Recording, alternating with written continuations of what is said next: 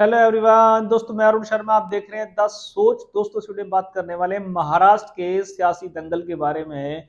एक हरियाणा की हार ने कांग्रेस इंडिया पार्टी को बीच भंवर में लाके खड़ा कर दिया। चारों तरफ कांग्रेस को, विपक्ष तो छोड़ो, इंडिया नाम की पार्टी नहीं हल्ला बोल कर दिया। अब देखते हैं कि कांग्रेस की हार, क्या महाराष्ट्र में तकरार जारी रहेगी और महाराष्ट्र में इंडिया गठबंधन टूटने के कगार पे पहुंचेगा। दोस्तों अगर आप चैनल पहली बार है, जुड़ सकते हैं सारी वीडियो को देखने। दोस्तों बात करते हैं हरियाणा की हार और महाराष्ट्र में तकरार बराबर जारी है।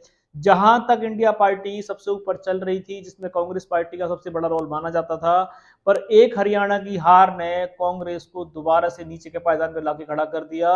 अरे गहरे नत्थु खैरे, जिनका अपना सियासी कोई पायदान नहीं है, वो कांग्रेस पे सवाल खड़े कर रहे हैं। और राहुल गांधी को जैसे तैसे इंडिया में दोबारा से जब वो मिली थी, इंडिया नाम की पार्टी जैसे तैसे मैदान में आई थी। राहुल गांधी की हरियाणा की एक हार ने अखिलेश यादव हो, अमर अब्दुल्ला हो, सबसे पहले शरद पवार ने तो कुछ नहीं कहा, उनकी पार्टी के दूसरे नेताओं ने राहुल गांधी पे, और उद्धव ठाकरे ने तो सारा ठीकरा राहुल गांधी पे फोड़ दिया। और अब महाराष्ट्र में सरकार बने या ना बने, राहुल गांधी खुले में तेवर दिखा रहे हैं। वो कह रहे हैं कि सीएम वही बनेंगे।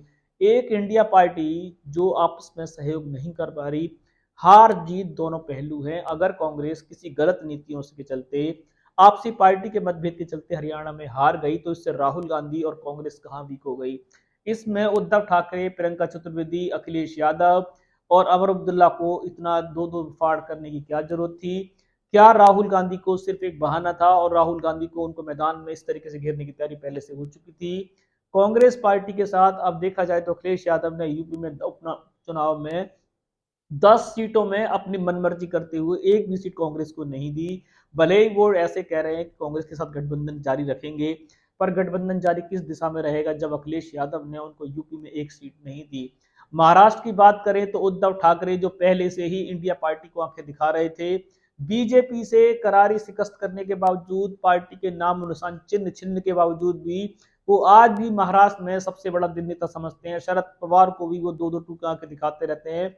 और जब से इंडिया में, हरियाणा में कांग्रेस की हार हुई है, तब से तो वो अपने आप को सूरमा भोपाली समझ रहे हैं। वो कह रहे हैं कि वो महाराष्ट्र में पहले सीटों का बंटवारा करेंगे और कांग्रेस का सीएम नहीं, वो खुद सीएम बनेंगे, नहीं तो वो बीजेपी के साथ जाने को तैयार हैं।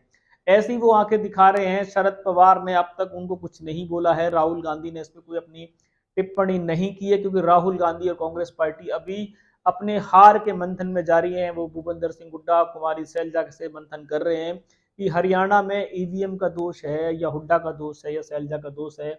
वो इस मंथन पे जारी है, पर जब तक वो इस मंथन से बाहर आएंगे, तब तक तो उद्धव ठाकरे, अखिलेश यादव, अमर अब्दुल्ला को सीएम बनने का सपने देख चुका होगा, कोई 10 सीटों पे चुनाव लड़ चुका होगा। तो हरियाणा की हार का फायदा बीजेपी को कम मिला, सहयोगी गठबंधनों को कम मिला, जिसकी उम्मीद नहीं जता रही थी। जहां इंडिया पार्टी, इंडिया गठबंधन अच्छी बढ़त करा था, लोकसभा चुनाव में बीजेपी को घेरने में कामयाब हुआ था, पर एक आपसी फूट में बीजेपी ने दोबारा से इनमें दुगुल बजा दिया है और ये आपस में लड़ने के कगार पे हैं।